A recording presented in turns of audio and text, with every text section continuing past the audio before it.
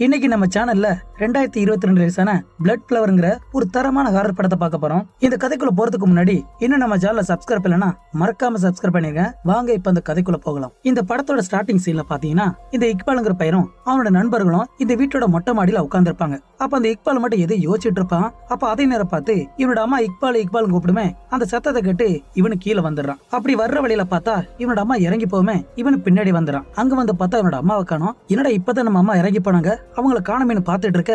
அப்ப பின்னாடி ஏதோ ஒரு கருப்பு உருவம் கிராஸ் ஆகும். அப்ப அந்த இடத்துல ஒரு லிப்ட் இருக்கும். இவன் அந்த லிப்ட்ல இருந்து பார்த்தா இவனோட அந்த இடத்துல உட்கார்ந்து இருப்பாங்க. அப்ப அந்த அம்மாவும் கையில வச்சிருக்க அந்த பேக்ல இருந்து ஒவ்வொரு டார்ச்ல எடுத்துட்டு இருக்கும். இது இவனோட அப்பாக்கு, இது எனக்கு, இது உனக்குன்னு சொல்லி ஒரு லைட்டை கொடுக்குமே. இவன் அந்த லைட்டை வாங்குறதுக்காக கையை நிட்ட அப்ப பின்னாடி யாரோ நிக்கிற மாதிரி இருக்கும். திரும்பி பார்த்தா ஒரு பயங்கரமான ஒரு பேய் வர. இந்த பேயோட முகத்தை பார்க்கமே இவன் ரொம்ப பயந்து போறான். அதுக்கப்புறம் பார்த்தா இவனோட அம்மா தான். சரி அம்மா இங்க இருக்காங்க. அப்ப அந்த லிப்ட்ல யாரும் போய் பார்த்தா அந்த லிப்டுக்குள்ள யாருமே இல்ல.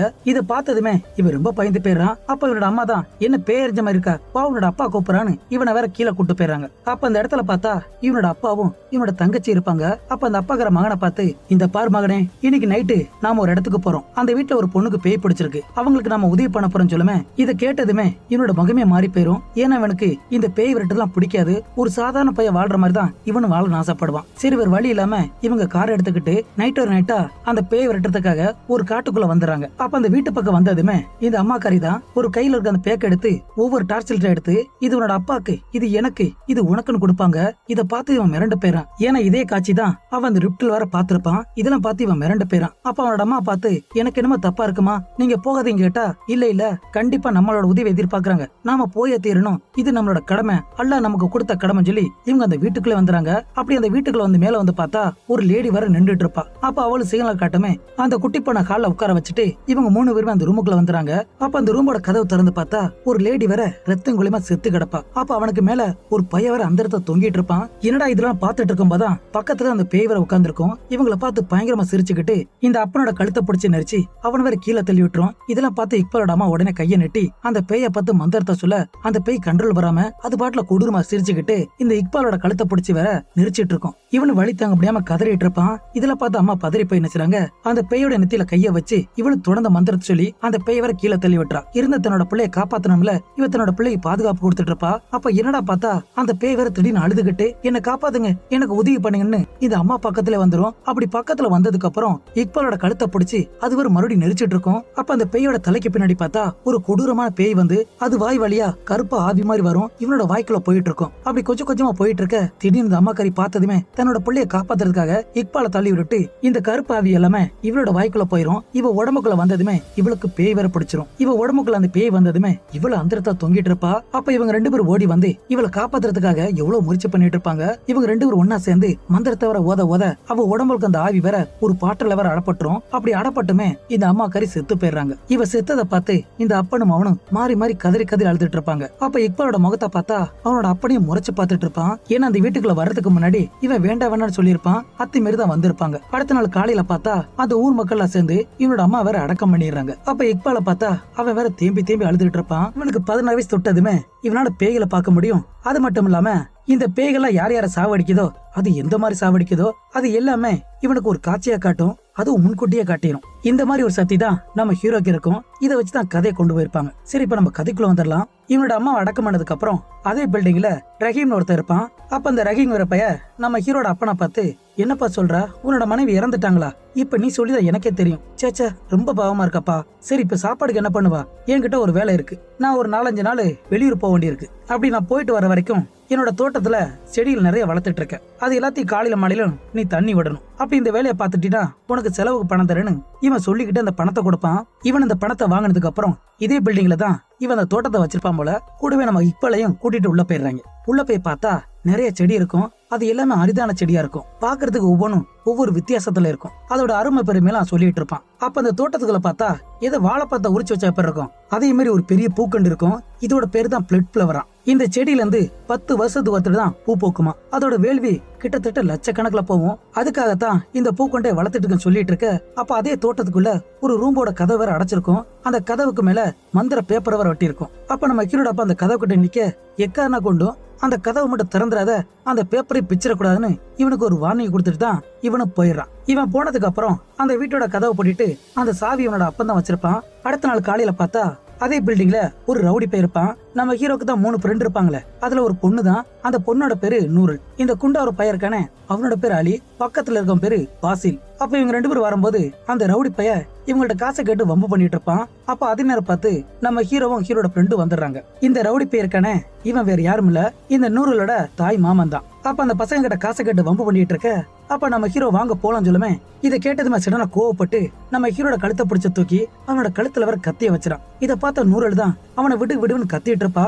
அவனை விட்டதுக்கு அப்புறம் இவளை சுத்தி முத்தி பார்த்துட்டு, என்னோட அக்கா பொண்ணு நல்லா மலர்ந்துட்டா, உன்னோட வேலை என்னன்னா இந்த மாமனை சந்தோஷப்படுத்த விட்டுட்டு இவங்களோட சுத்திட்டு இருக்கேன்னு இவன் இந்த மாதிரி பேசிட்டு போயிடறான். அவன் போனதுக்கு அப்புறம் நம்ம ஹீரோ அந்த தோட்டத்தோட சாவி அப்பண்டது ஆட்டைய போட்டு இவங்க 4 பேருமே அந்த வீட்டுக்குள்ள போயிடுறாங்க. அப்ப அங்க இருக்க செடியெல்லாம் பார்த்து ரொம்பவே வித்தியாசமா இருக்குன்னு ஒவ்வொருத்தனும் ஆச்சரியப்பட்டு பாத்துட்டு இருப்பான். அப்ப அந்த இடத்துல பார்த்தா ஒரு கதவரை பூட்டி இருக்கும். அதுல 3 பூட்டு போட்டு அந்த மந்திர பேப்பரை ஒட்டி இருக்கும். இது இவங்க 2 பேரும் பாத்துட்டு இருக்க அதே நேரம் பார்த்து இவனோட ஃப்ரெண்டு 2 பேர் இருப்பாங்கல்ல, அவங்க நம்ம ஹீரோட்ட அந்த சாவியை வாங்கி அந்த கதவுல 3 பூட்டு போட்டிருக்கோம். அந்த 3 பூட்டையுமே விளையாட்டுத்தனமா திறந்துறாங்க. அது மட்டும் இல்லாம அந்த கதவுல ஒரு மந்திர பேப்பர் ஒட்டி இருக்கும்ல, அந்த மந்திர பேப்பர் பிச்சு அவங்க கால போட்டு மிதிமே மிதிச்சிட்டு இருப்பாங்க. ஏன்னா இது எதுவுமே அவங்க நம்ப மாட்டாங்க. அப்ப திடீர்னு பார்த்தா அந்த கதவு தானா திறக்குமே. இத பார்த்ததுமே இந்த 2 பசங்களும் ஓடி போயிடுறாங்க. அவங்க 2 பேரும் ஓடி போனதுக்கு அப்புறம் நம்ம ஹீரோ அந்த பொண்ணும் அந்த ரூமுக்குள்ள போய் பார்த்தா செவத்துல ஒரு ஆணி அடிச்சிருக்கும். அதுல இருந்து ரத்தமா வந்துட்டு இருக்கும். இது என்னடா பாத்துட்டு இருக்கும் போது அப்ப மேல ஒரு பெரிய லைட்டு தொங்கும். அந்த லைட்டுக்கு நடுவே ஒரு இருட்டு மாதிரி இருக்கும். அதுக்குள்ள ஒரு கொடூரமான பேய் வேற தெரியும். ஆனா இது எல்லாமே நம்ம ஹீரோட கண்ணுக்கு மட்டும் தான் தெரியும். பக்கத்துல இருக்க அந்த பொண்ணுக்கு தெரியாது. இத பார்த்து பயந்து போய் அந்த பொண்ணை கூட்டிட்டு இவனு வெளியே வந்துடுறான். அன்னைக்கு நைட்டு வீட்டுல படுத்திருக்கும் போது இந்த வீட்டோட பாத்ரூம்ல இருந்து இக்பால் கூப்பிடுமே, என்னடா யாரும் நம்ம கூப்பிடுற மாதிரி இருக்குன்னு இவன் அந்த கதவை திறந்து உள்ள போயிடுறான். அப்ப முன்னாடிக்கு அந்த ஸ்கிரீனை விளக்கி பார்த்தா அங்க எதுவுமே இல்ல. அதே மாதிரி எதுக்கு வேற ஒரு கண்ணாடி இருக்கும். அந்த கண்ணாடிக்குள்ள இருந்து ஏதோ வர்ற மாதிரி இருக்க. அந்த கண்ணாடியை தொடச்சு பார்த்தா அங்கேயும் எதுவும் இல்ல. அப்ப சடனா முடிச்சு பார்த்தா இது எல்லாம் கனவு. இவனை எந்திரிக்கமே அவன் பக்கத்துல ஒரு கொடூரமான பேய் வேற படுத்திருக்கும். ஆனா அவன் எந்திரிக்கும் போதே இவன் பக்கத்துல இருக்க அந்த பேயன் பாத்துறான். பயத்துல வேற குர்ஆனோட மந்திரத்தை ஓதமே அந்த பேய் மறைஞ்சு போக, அப்ப அது மறைஞ்சதுக்கு அப்புறம் இவனு வெளியே வந்துடுறான். அப்படி வெளியே நின்றுட்டு இருக்கும் போதான் இந்த நூருல் பொண்ணு இருக்கு, அந்த பொண்ணோட பாட்டி வேற வருவா. அந்த பாட்டியோட தலைய பார்த்தா மூளை அப்படியே வெளியே தெரியும், பாதி மண்டையே இருக்காது. இத பார்த்து பயந்து போய் இவனை அடிச்சு பிடிச்சு இவனோட அம்மாவோட சம்மதி கிட்ட வந்துடுறான். அப்ப அந்த இடத்துல உட்காந்து அழுதுகிட்டு இருக்க அதே நேரம் பார்த்து அப்பங்கிற வந்துடுறான். இவனை வேற கூட்டிட்டு போயிடுறான். அடுத்த நாள் காலையில பார்த்தா அந்த பாட்டி அம்மா சாமி கும்பிட்டு இருக்கோம். அப்ப பக்கத்துல இருக்க அந்த லிப்ட்ல இருந்து ஏதோ சத்தம் கேக்குமே. இது என்ன ஏது பாக்குறதுக்காக அந்த லிப்ட் முன்னாடி நின்றா அந்த லிப்ட் வேற தானா மூடி திறந்துட்டு இருக்கும். அப்ப அந்த லிப்டுக்குள்ள பார்த்தா ஒரு பொண்ணோட பேயும், அந்த பொண்ணுக்கு பின்னாடி ஒரு கொடூர பேய் வேற இருக்கும். ஆனா அதை பாக்குறதுக்கு ஏதோ மிருகம் மாதிரியே இருக்கும். இதை பார்த்து அந்த பாட்டி வேற பயத்துல அப்படியே உறைஞ்சு போயிரும். அப்ப அதே நேரம் பார்த்து நம்ம ஹீரோட அப்பாவும் அவனோட தங்கச்சி முன்னாடி போயிட்டு இருப்பாங்க. இவன் பின்னாடி வந்துட்டு இருப்பான். அப்ப அந்த பாட்டி அம்மா நம்ம ஹீரோ காதுல இந்த பில்டிங்ல வர அத்தனை பேருமே ரொம்ப கொடூரமா சாக போறாங்கன்னு இப்படி இவன் காதுல மெதுவா சொல்லிட்டு இது அந்த பக்கமா போயிரும். அப்படி அந்த கோட்டை பக்கமா போயிட்டு இருக்க இவன் அந்த பாட்டி ரொம்ப குழப்பத்தோட பாப்பான். ஏன்னா அந்த பாட்டி இப்படி பேச மாட்டாங்களே, எதுக்காக இப்படி பேசுறாங்கன்னு இவன் அந்த குழப்பத்தோட போயிட்டு இருக்க. அப்ப அந்த பாட்டியம்மா பார்த்தா அந்த மொட்டை மாடியோட கோட்டையில ஏறி அது வேற கீழே விழுந்துரும். அதே நேரம் பார்த்து நம்ம ஹீரோ கீழே வந்துடுறான். அப்ப அங்க இருக்க மக்கள் அடிச்சு பிடிச்சு ஓடி போவாங்க. அப்ப என்னடா பார்த்தா அந்த பாட்டியம்மா மாடியில இருந்து குதிச்சதுல அதோட தலை உடைஞ்சு மூளையே சிதறி போயிருக்கும். இந்த காட்சியை தான் இவன் நேத்து நைட்டே பாத்திருப்பான். அப்ப இவனை ஆச்சரியமா பாத்துட்டு இருக்க. அப்ப அந்த பாட்டிய பார்த்தா இவனை முறைச்ச மணிக்கு அது வரை எந்திரிக்கமா இருக்கும். என்னடா பார்த்தா அந்த கொடூரமான பேய் அந்த பாட்டியோட தலையை தூக்கி அதோட ரத்தத்தை நக்கிட்டு இருக்கும். இந்த காட்சியை பார்த்ததுமே இவனு பயந்து அந்த இடத்த விட்டு ஒரே ஓட்டமா ஓடி போயிடுறான். அதுக்கப்புறம் பார்த்தா நம்ம ஹீரோட அப்பா அவனோட தங்கச்சி எல்லாருமே ஒரு தியேட்டர்ல வந்து பேப்படம் பார்த்துட்டு இருப்பாங்க. அப்படி அந்த பேப்படம் பார்த்துட்டு இருக்கும் போது இவனுக்கு பக்கத்துல ஒரு ஆள் உட்காரமா இருக்கும். என்னடா திரும்பி பார்க்கும் போதான் இந்த நூரோட மாமா இருக்கான ரவுடி பைய அவனோட வாயிலா கிழிஞ்சு பாக்குறதுக்கே கொடூரமா இருக்கும். இந்த காட்சியை பார்த்ததுமே மறுபடியும் ஒரே ஓட்டமா அந்த இடத்த விட்டு ஓடி போயிடறான். அடுத்ததான் இந்த பையன் தான் சாக போறான் போல. இதை நம்ம ஹீரோக்கு முன்னாடியே காட்டிட்டு இருக்கோம். அதுக்கப்புறம் அன்னைக்கு நைட்டு இந்த தோட்டத்தோட கதவு வர தானா திறக்கவும் இந்த நூரோட மாமா இருக்கானே அந்த பையன் உள்ள வந்துடுறான். அப்ப அந்த தோட்டத்துக்குள்ள ஒரு பேய் ரூம் இருக்குமே, அந்த ரூமுக்குள்ள போயிடறான். அதே நேரம் பார்த்து நம்ம ஹீரோட அப்பா தான் அந்த செடியில் வேற தண்ணி அடிச்சிட்டு இருப்பான். காதுல வேற ஹெட்செட் மாட்டிருக்கனால இந்த பையன் கத்துறது கொஞ்சம் கூட கேட்காது. ஏன்னா பின்னாடி அவன் கத்திட்டு இருப்பான். அப்ப என்னடா பார்த்தா அந்த கொடூரமான பேய் வர அவனோட வாய்க்குள்ள விரல விட்டு அவனோட வாயை கிழிச்சிருக்கும். இந்த காட்சியத்தை நம்ம ஹீரோ வர தியேட்டர்ல வச்சு பாத்திருப்பான். அடுத்த நாள் காலையில பார்த்தா இந்த இறந்து போன பாட்டி அம்மாவோட உடம்ப வச்சு அங்க இருக்க மக்கள் அஞ்சலி செலுத்திட்டு இருப்பாங்க. அதே நேரம் பார்த்து நம்ம ஹீரோ வர உள்ள வந்துடுறான். அப்படி உள்ள வந்ததுக்கு அப்புறம் எதுக்க பார்த்தா இவனோட ஃப்ரெண்டு 2 பேர் இருப்பாங்களே, அவங்க உடம்பு முழுக்க ஒரே ரத்தமா இருக்கும். இத பார்த்து இவன் பதறி போய் என்ன செய்யறான், நேர அந்த தோட்டத்துக்குள்ள ஓடி வந்துறான். அப்ப அந்த ரூமுக்குள்ள போய் பார்த்தா செவத்துல வேற ஆணி அடிச்சிருக்கும்ல, அதுல இருந்து ரத்தம் நிறைய வந்துட்டு இருக்கும். இதெல்லாம் பார்த்து இவன் வாயை பழுந்துறான். அப்ப கீழே பார்த்தா அந்த மந்திர பேப்பர் கிடக்கும். அதை எடுக்கலாம் போக அந்த இருட்டு பக்கமா ஓடி போயிரும். அப்ப அந்த இருட்டுக்குள்ள இருந்து அந்த கொடூரமான பேயோட கை வந்து நம்ம ஹீரோ பிடிக்க வர அப்ப அதே நேரம் பார்த்து நூறோட நூறலோட சத்தம் கேட்குமே இவன் அடிச்சு பிடிச்சி வெளியே வந்து பார்த்தா அந்த செடிக்கு பக்கத்துல இவனோட ஃப்ரெண்டு வர ரொம்பவே கொடூரமா செத்து கிடப்பான். இதை பார்த்து இவங்க 2 பேரும் பதறிட்டு இருக்க அடுத்ததை பார்த்தா அந்த இடத்துக்கு போலீஸ் வந்துருது. அப்ப நம்ம ஹீரோட அப்பாவை பிடிச்சுதான் என்ன ஏதுன்னு விசாரிச்சுட்டு இருப்பாங்க. ஏன்னா அந்த தோட்டத்தை இப்ப பாத்துக்கிறது நம்ம ஹீரோட அப்பா தான். அதனால அவனை பிடிச்சி விசாரிச்சுட்டு இருப்பாங்க. அவனு பதிலுக்கு இந்த பாருங்க மேடம், இந்த இடம் எனக்கு சொந்தமானது இல்ல, ரஹீம் பாயோட இடம் தான். நான் இந்த இடத்துல வேலை பார்த்துட்டு இருக்கேன். காலையில மாலையில வந்து இந்த செடிகளுக்கு தண்ணி விடுவேன். அது மட்டும் தான் என்னோட வேலை, மத்தபடி எனக்கு எதுவுமே தெரியான்னு சொல்லிட்டு இருக்க. அதுக்கப்புறம் அன்னைக்கு நைட்டு இவனோட பெட்ல படுத்திருக்கும் போது அவன் அறியாமலே இந்த பாட்டியோட வீட்டுக்குள்ள வந்துறான். நேர கிச்சனுக்கு வந்துறான். அப்ப அந்த கிச்சன்ல டேபிள்ல உட்காருமே இந்த செத்து போன பாட்டியம்மா தான் இவனுக்கு சாப்பிடறதுக்கு தட்டுல ஏதோ கொடுக்கும். இவனதை எடுத்து முச்சக்கம் சாப்பிட்டுட்டு இருப்பான். அப்ப திடீர்னு சுயநலுக்கு வரும்போதான் அவனோட வாயிலிருந்து ஒரே ரத்தமா வந்துட்டு இருக்கும். ஏதோ குடல் மாதிரியே இருக்கும். அப்ப என்னடா திரும்பி பார்த்தா அந்த பாட்டியம்மா அங்க ஒரு பெரிய அருவா எடுத்து அதோட வயித்த வர வெட்டிட்டு இருக்கும். இதெல்லாம் பார்த்து பயந்து போய் இவன் முன்னாடி பார்த்தா அந்த நூறல் வேற இவன் முன்னாடி கொடூரமா இருப்பா. அவ கையில ஒரு பச்சை குழந்தை இருக்கும். அந்த பச்சை குழந்தைய இவ பிச்சு தின்னுட்டு இருப்பா. இதெல்லாம் பார்த்து பயந்து போய் இவன் அந்த இடத்த விட்டு ஓடி போயிடான். மண்ண காலையில பார்த்தா வயித்துல இவனுக்கு சுரமா வந்துரும். இவனோட அப்பா தான் என்ன ஏதுன்னு கவனிச்சிட்டு இருப்பான். அப்ப அதனை பார்த்து நூறல் வரமே அவ கையில அந்த மருந்தை கொடுத்துட்டு இவன் வெளியே போயிடறான். அவன் வெளியே போனதுக்கு அப்புறம் இந்த நூறலை பார்த்து இவனுக்கு சாகிறதுக்கு முன்னாடி ஒரு காட்சியெல்லாம் தெரியும்ல, அதை பத்தி இவன் சொல்லுவான். இவனோட பாட்டியும் சரி இவனோட மாமாவும் சரி இவங்க 2 பேரும் சாவறத இவன் முன்னாடியே பாத்திருப்பான்ல, அந்த காட்சி எல்லாத்தையுமே இவளுக்கு சொல்லி காட்டிட்டு இருப்பான். இப்ப அதே மாதிரிதான் நேத்து நைட்டு கூட உன்னை பார்த்தேன், உனக்கு ஏதோ ஒரு ஆபத்து வந்துட்டு இருக்கு, எதுக்கு நீ கொஞ்சம் கவனமா சொல்லிட்டு இருக்க. அப்ப அதே நேரம் அந்த பக்கம் பார்த்தா நம்ம ஹீரோட அப்பாவும் தங்கச்சியும் அந்த தோட்டத்துக்குள்ள ஏதோ வேலை பார்த்துட்டு இருப்பாங்க.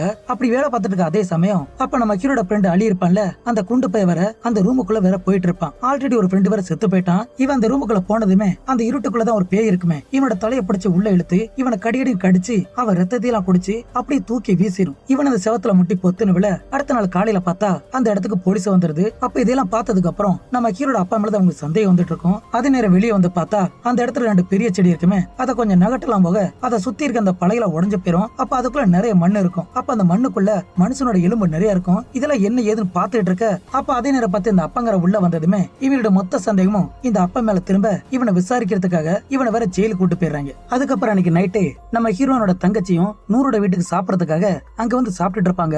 இந்த நூறோட அம்மா தான் அவங்களுக்கு சாப்பாடு கொடுத்துட்டு இருப்பாங்க. எதுக்காகனா நம்ம ஹீரோட அப்பா தான் ஜெயில இருக்கானே, அதனால இங்க சாப்பிட்டுட்டு இருப்பாங்க.